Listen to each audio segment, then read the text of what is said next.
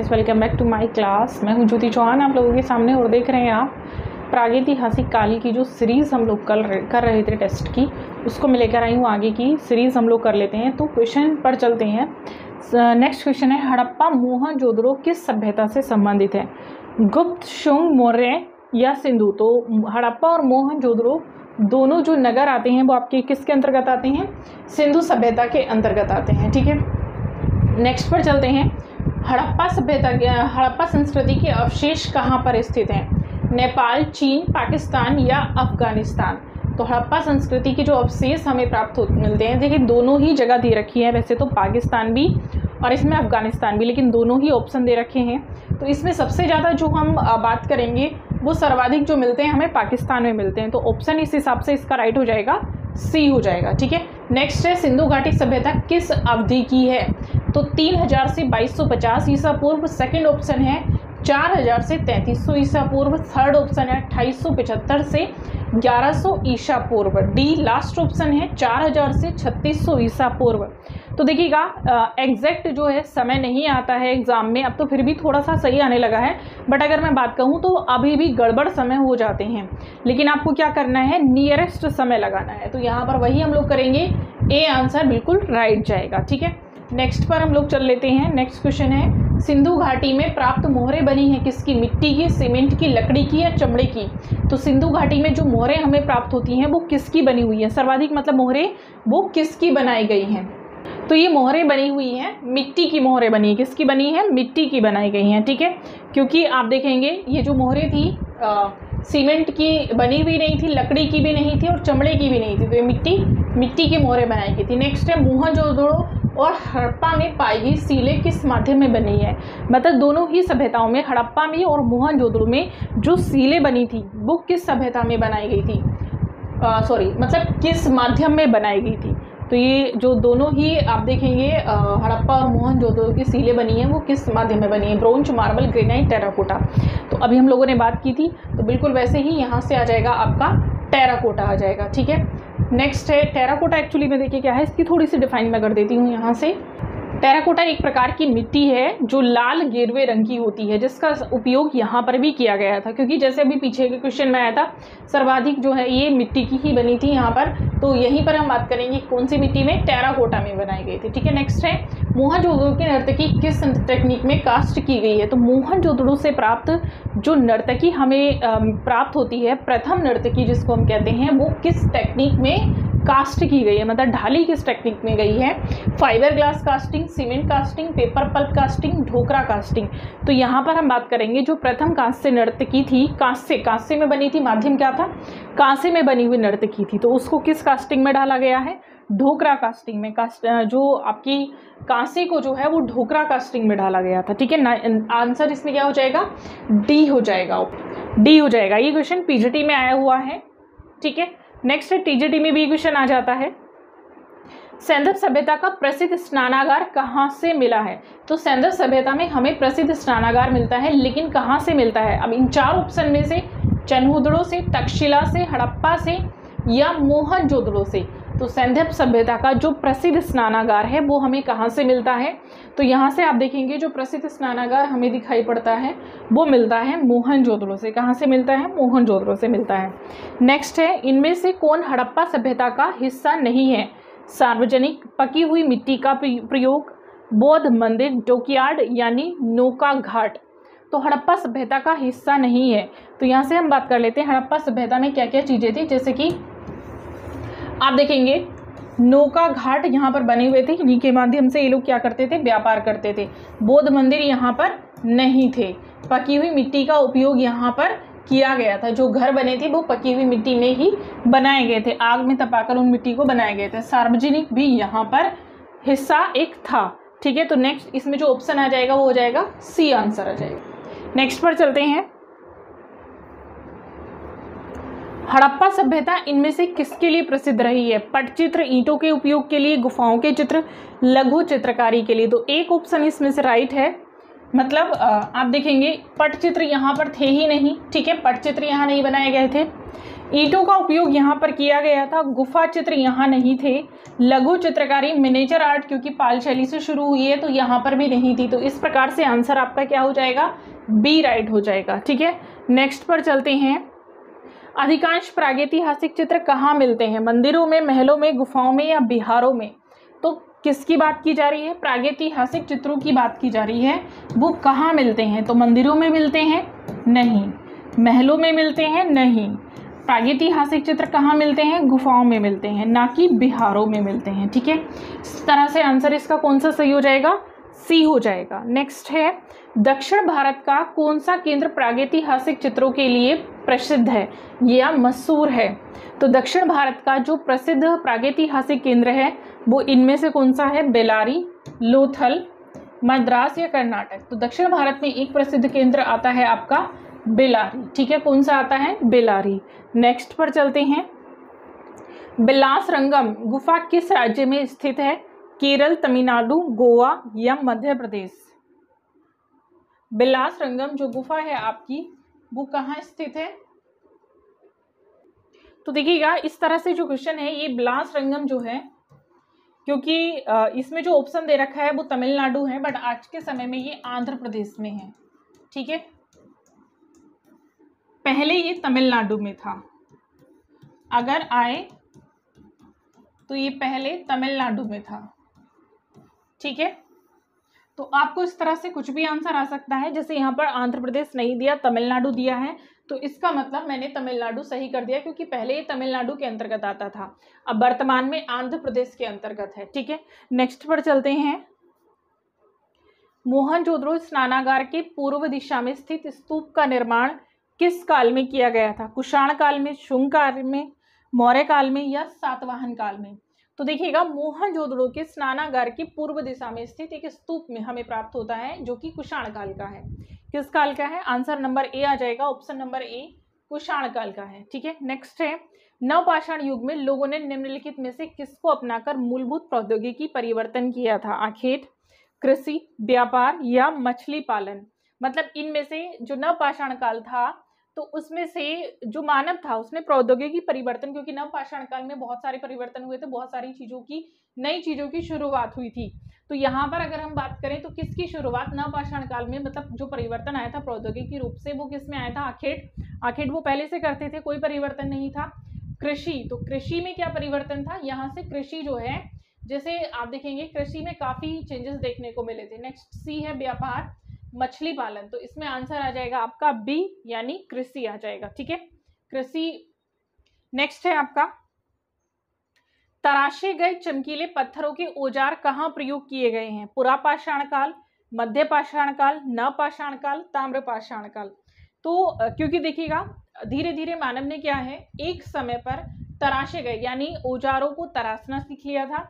तो ये कौन से समय की बात थी, ये थी आपकी नवपाषाण काल की। इसमें नवपाषाण काल में जो मानव था उसने पत्थरों को, मतलब जो औजार थे उनको तराशना शुरू कर दिया था। तो तराशे हुए औजार हमें यहीं से मिलते हैं, चमकीले औजार हमें यहीं से मिलते हैं। ठीक है, नवपाषाण काल। नेक्स्ट है, मिट्टी के बर्तनों का आविष्कार किस काल में हुआ था, पुरापाषाण, नवपाषाण, सिंधु सभ्यता, मध्य पाषाण।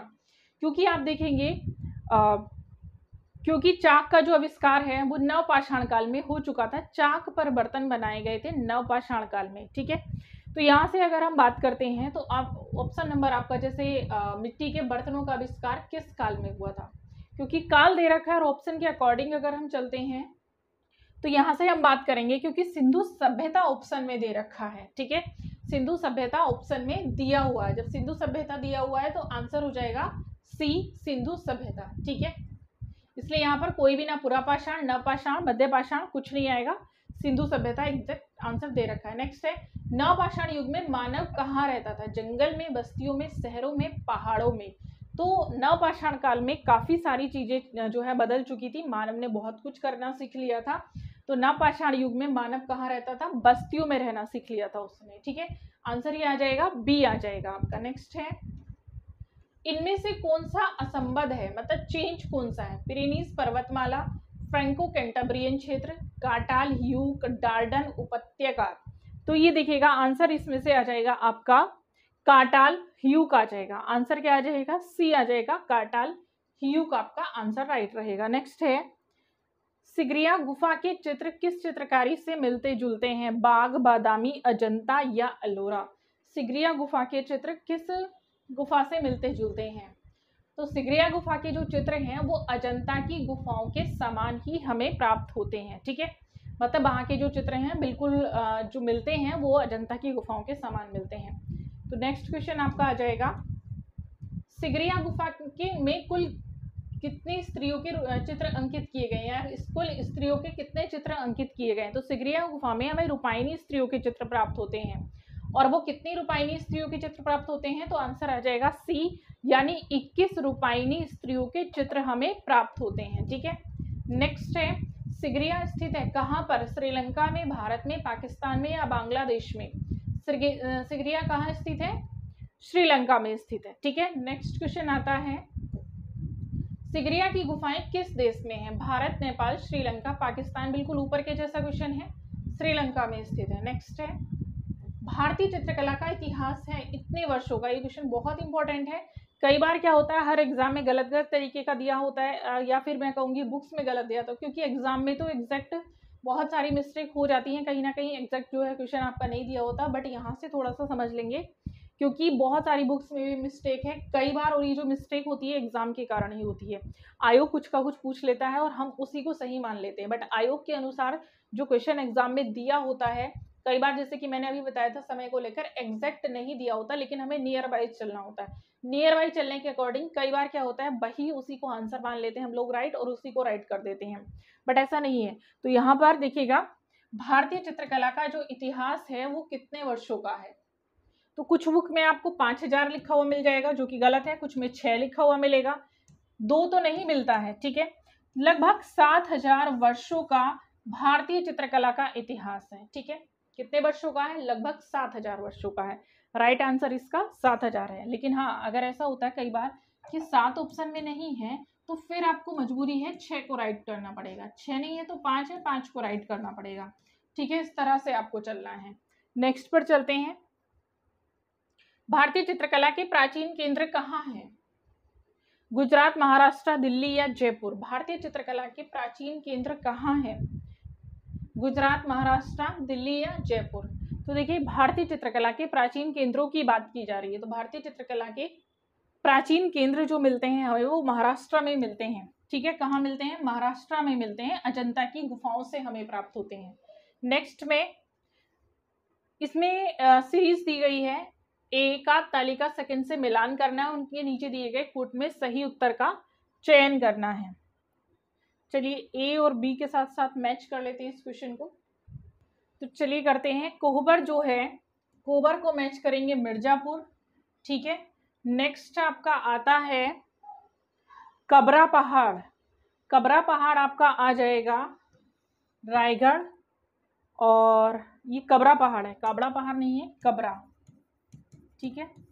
कबरा पहाड़, आदमगढ़ की जो पहाड़ी है आपकी वो कहाँ आ जाएगी, आपकी होशंगाबाद, और लास्ट जो है वो चक्रधरपुर आपका झारखंड, इस सीरीज के अनुसार।